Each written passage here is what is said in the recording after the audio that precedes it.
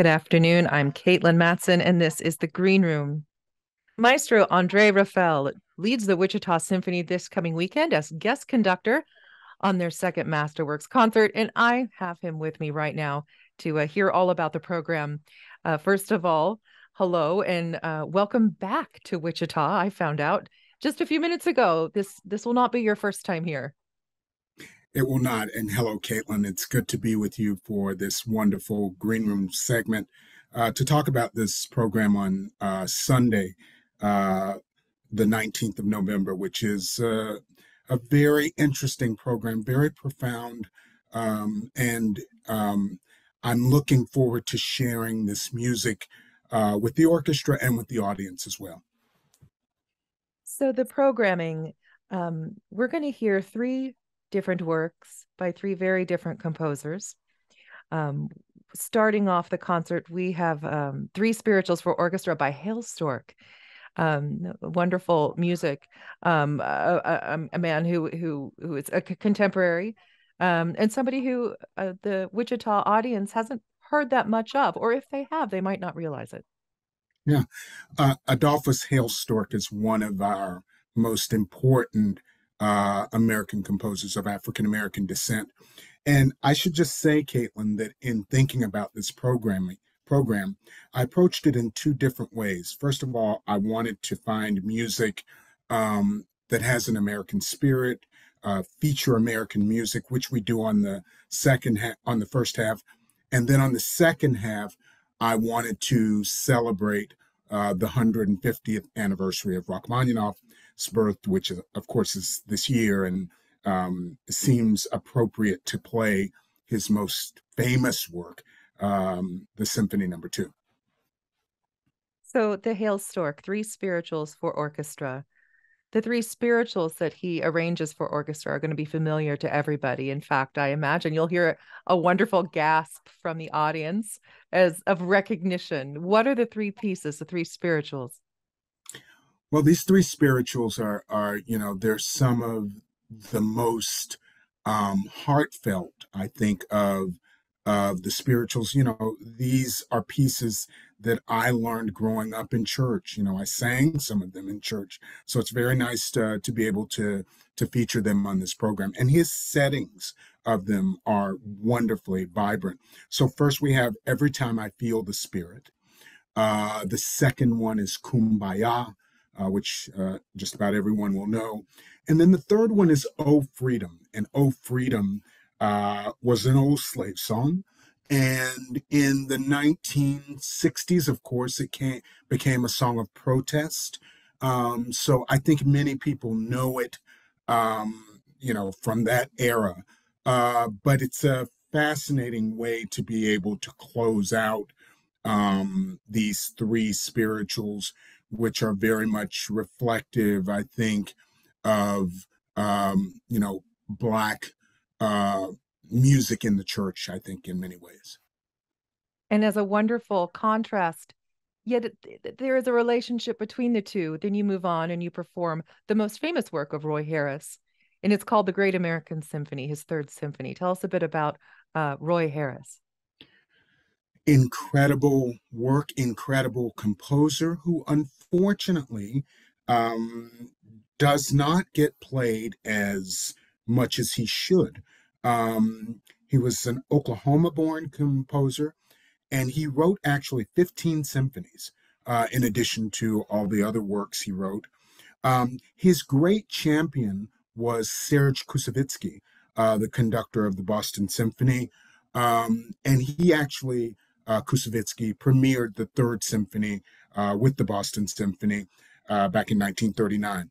But it's significant, this music, and it's interesting because I mentioned historically Rachmaninoff on the second half. Well, this year it also happens that this is the 125-year anniversary of Roy Harris's birth. So Huh. also, historical and nice to be able to bring this wonderful symphony to Wichita, and I think audiences will find it to be a very powerful work. An audience, a listener, is going to recognize a symphonic piece of music that is written by, composed by an American composer that's described as, undeniably American, the sound of Copland. These American composers at our ears. We know what's similar about them, but as a listener, sometimes it's so hard to verbalize. Why does it sound American? Roy Harris's symphony is the same. Why does it remind us? Why is it familiar? Why do we listen to it and go, yes, this is an American symphony by an American composer? Can you kind of put into words for us what we're hearing that we recognize?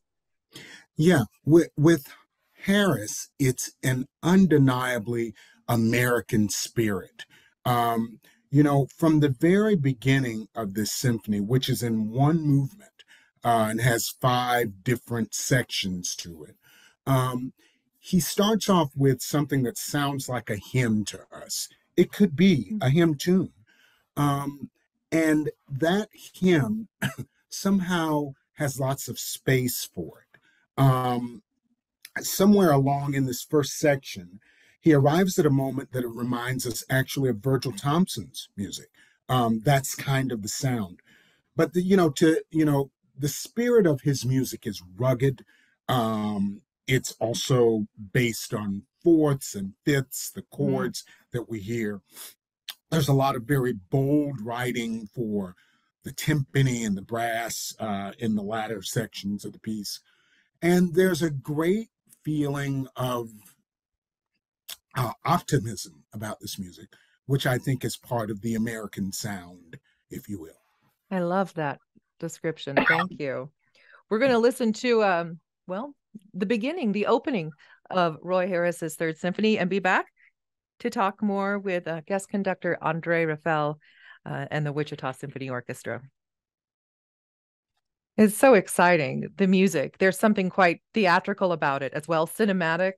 But I can hear what you were talking about when you reference it as, there's something very optimistic about Roy Harris's music. And he composes in a way that leaves space, as you say. Mm-hmm. Yeah, Takes up space. Think about that music in 1938, 1939. I think it really said a lot about the landscape of the country at that time. And, he has this great feeling for open spaces, having been an Oklahoma born composer. So, I think that this music will have a special resonance with the Wichita audience. I believe so. So the afternoon's going to end with one of Sergei Rachmaninoff's most beloved and well-known pieces, his Second Symphony. So Wichita really is in for a treat. The audience that gets to hear this magnificent work has not had an opportunity to hear it performed by the symphony in 17 years. Wow. Is that right? Longer than that. It's longer than that. 1996. If we do some math, it's been a while. It sounds like it has indeed been a while. It's been a while. My math was off. It's been even longer. I graduated high school in 1996. That's how we're going to put it. The last time the Wichita Symphony performed the Rock 2, Caitlin was in high school. Oh, my goodness. Wow. Okay, Think so shocking. Okay, so this music just is overwhelmingly beautiful, isn't it? Yeah, this is one of the great works of the Romantic period. It's certainly a summit, I think, in many ways in terms of Rachmaninoff's output. It is a very singing symphony, a very lyrical work. And, one feels like that when you approach this work, you really have to have you have to be in two worlds at once. You have to be in a world where you're going to allow these great melodies, these great themes. Of course, many people will recognize the theme from the third movement, which was used in their famous film before, adapted. But you really have to have your wits about you to allow these great themes to happen, but at the same time, you have to keep very clear about the structural sense about where you are in the music, because it's very easy to get swept away in this piece, because the themes are so big and the musical lines are so long. So somehow approaching it so one understands that, but at the same time keeps a really firm grasp of where you are in the piece becomes very important to how it unfolds, as a great work of art. And you, as a conductor, you're a custodian of all those thoughts. You're the one up there who is ensuring that, your symphony um goes on this, what is a huge just feat of, mental fortitude, as well as, just physical energy being exerted. It's not a short work, it is a long work. And the pace that the symphony musicians themselves have to, place upon themselves is probably takes quite a bit of discipline. It does. And, that's one of the things I was sort of getting at with this whole issue of, you actually need some restraint in this piece, because you have to know that when you finish that first movement, well, you still got a lot of music to go. Yeah. And you have to pace yourself through it so you don't give too much too soon. That's both for the orchestra and also for me as a conductor. I mean, there is something about, you know, for all its greatness, this music, which is somewhat, it almost feels athletic in a way. That it's, when you get done with this piece, you are emotionally and physically drained. And if you're not, then you probably didn't, give all you could to this music. But Yes. it's very taxing, to play this symphony. But it is a wonderful journey, I think, both for the orchestra and for the audience. I mean, I think people are Yes. swept away by this music. Yes, ultimately that's the gift we're given as audience members, the gift of these musicians, not only talents and all those years they spent studying in school, but just, the hard work and the sweat equity and the heart. I mean, they just leave nothing on the stage, and it's all Yeah. just a gift to us. And it just, I hope that people snatch up their tickets. The Wichita Symphony performs this Sunday at 3 o'clock in Century 2 Concert Hall. For tickets, you can go to the Wichita Symphony website, wichitasymphony.org. Guest conductor, Maestro Andre Raphel, in the green room with me. Now, very quickly, before we let you go, I just want to hear a little bit about you. Um, just give us some insight into, after you're done this coming weekend with the Wichita Symphony, what's next on your plate? Where all do you have to go in the next, let's say, 3 months?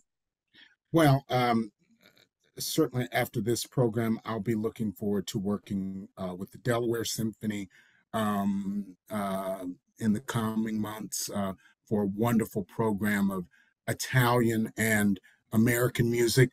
Also, another one movement symphony on that program, the Barber First Symphony, which is a terrific work.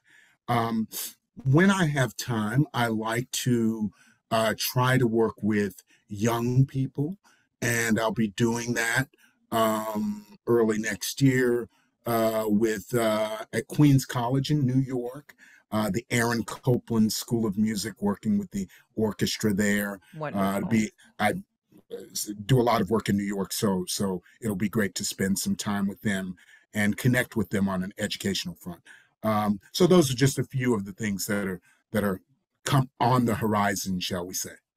Thank you so much for being so generous with your time today.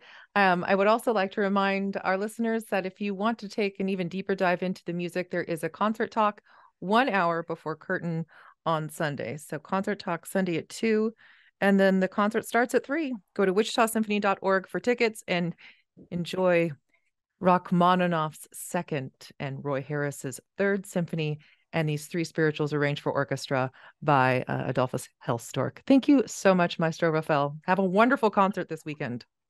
Thank you.